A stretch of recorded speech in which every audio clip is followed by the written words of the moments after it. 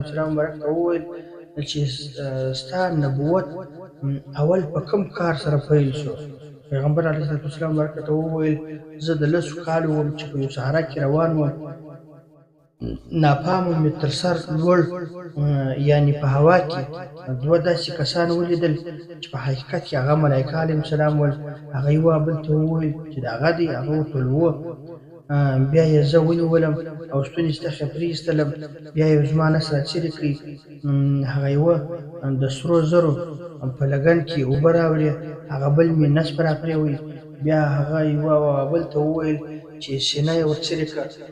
پیغمبر علیه الصلوة والسلام مبارک فرمایي چې ومې کتل سینه مې څیرې وه خو ما یې هېڅ درد نه دی محسوس کړی. بیا یې خپل ملګري ته وویل چې زړه یې ورڅیرې کړه، هغه زړه یې راڅیرې کړي، بیا یې ورته وویل چې د زړه څخه یې کینه او حسد وباسه.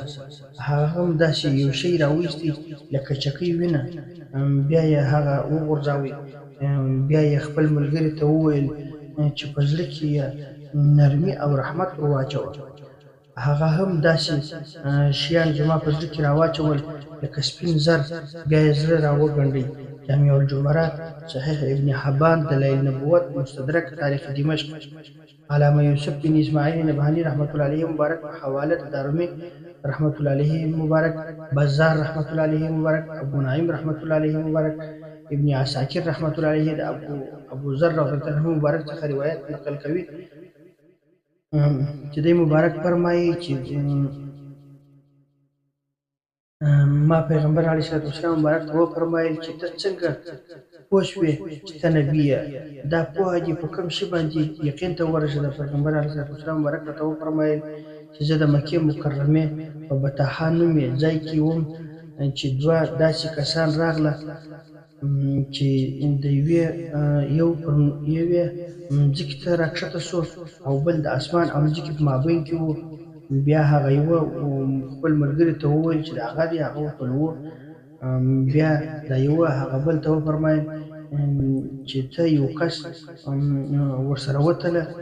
کله چې هغه زه ورسره وتللم پر دروند شوم، بیا یې ورته وویل چې د 10 کسانو سره یې وتله. زه چې پر وتللم باندې دروند شولم، بیا یې ورته وویل چې د 10 کسانو سره یې وتله. کله چې زه وتللم زه داسې دروند شوم چې دوی د ډېر سپکوالي څخه پر ما باندې د ترازو د پلې څخه راولوېدل. بیا هغه یوه خپل ملګري ته وویل چې نس یې ورڅیرې کړه، بیا یې زما نس راڅیرې کړي. زما نس څخه هغه حصه راویستل چې د شیطان وسوسې ور اچوي چې د چکۍ وینې په شکل کې وه، هغه یې وغورځول. بیا هغه یوه خپل ملګري ته وویل چې نس یې داسې ورپرېوله لکه لوښی چې پرېولي، زړه یې داسې ورپرېوله لکه لوښی چې ډکوي. بیا یې ورته وویل چې نس یې د نور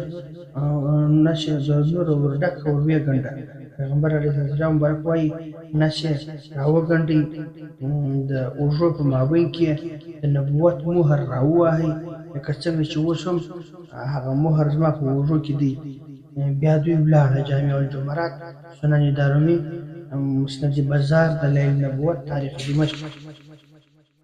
علامه نبهانی رحمت الله علیه مبارک په حواله د دارمی رحمت الله علیه مبارک، ابن عساکر رحمت الله علیه مبارک د ابن غنم رضی الله عنه مبارک څخه روایت نقل کوي کله جبرائیل علیه السلام مبارک په پیغمبر علیه السلام مبارک ته راغی او نس مبارک یې ورڅیرې کړي.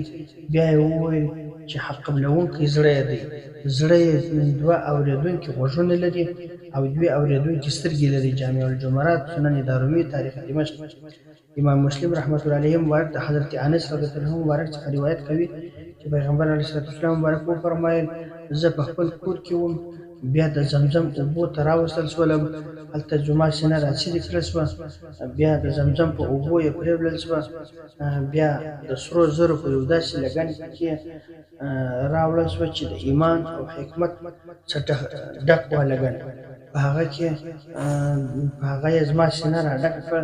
حضرت انس رضی الله عنه مبارک وایي چې موږ د هغه د چیرلو اثر د پیغمبر علیه السلام مبارک په سینه کې لیدلی و. بیا ملک د معراج په سفر روان کړم تر څو اول اسمان ته ورسېدم. صحیح المسلم. امام بیهقي رحمت الله علیه مبارک فرمایي چې د دې روایتو څخه داسې معلومیږي چې دغه پیغمبر علیه السلام مبارک د سینې د چیرلو پیښه څو وارې تکرار شوې ده.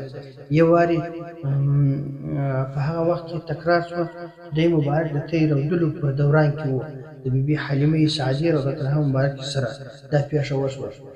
دویم وار کله چې دی نبي کېدی دا پیښه وشوه. دریم وار کله چې معراج ته تللی. دا درې قسمه روایتونه حافظ جلال الدین سیوطي رحمت الله علیه مبارک، حافظ ابن حجر رحمت الله علیه مبارک، علامه نبهانی رحمت الله علیه مبارک د معتمدو طریقو سره په خپلو کتابو کې ذکر کړي دي. دلایل نبوت د شاعرانو بابا ملنګ عبدالرحمن بابا مبارک یو شعر ویلي د رسول کریم صلی الله علیه وسلم مبارک په مدح کې وایي که صورت نه وای پیدا، که صورت د محمد نه وای پیدا، پیدا کړی به خدای نه وای دا دنیا. که صورت د محمد نه وای پیدا، پیدا کړی به خدای نه وای دا دنیا. کل جهان د محمد په مخ پیدا شو، محمد دی د تمام جهان ابا. کل جهان د محمد په مخ پیدا شو، محمد دی د تمام جهان ابا. په نبوت پر محمد باندې تمام شو، نبوت پر محمد باندې تمام شو، نسل فصل محمد انبیا. په صورت کې آخرین دی پیدا شوی، په صورت کې آخرین دی پیدا شوی، په معنا کې اولین دی تر هر چا. چې دین د محمد وی قبول کړی، جنتی دی که فاسق وی که پارسا. کرونا د پس روی د محمد ده، کرونا ده پس روی د محمد ده. ګڼه نسته پر جهان بل رونا، محمد د بیچاره و چارهګر دی، محمد دی هر دردمند لره دوا. دا یې مه ګڼه بېشکه چې بنده دی، خدای مه ګڼه بېشکه چې بنده دی، نور یې کل واړه صفات دي په رښتیا. زه رحمان د محمد د درخافروب یم، که مې خدای نه کړي له دې دره جدا، که مې خدای نه کړي له دې دره جدا. وما علینا الا البلاغ.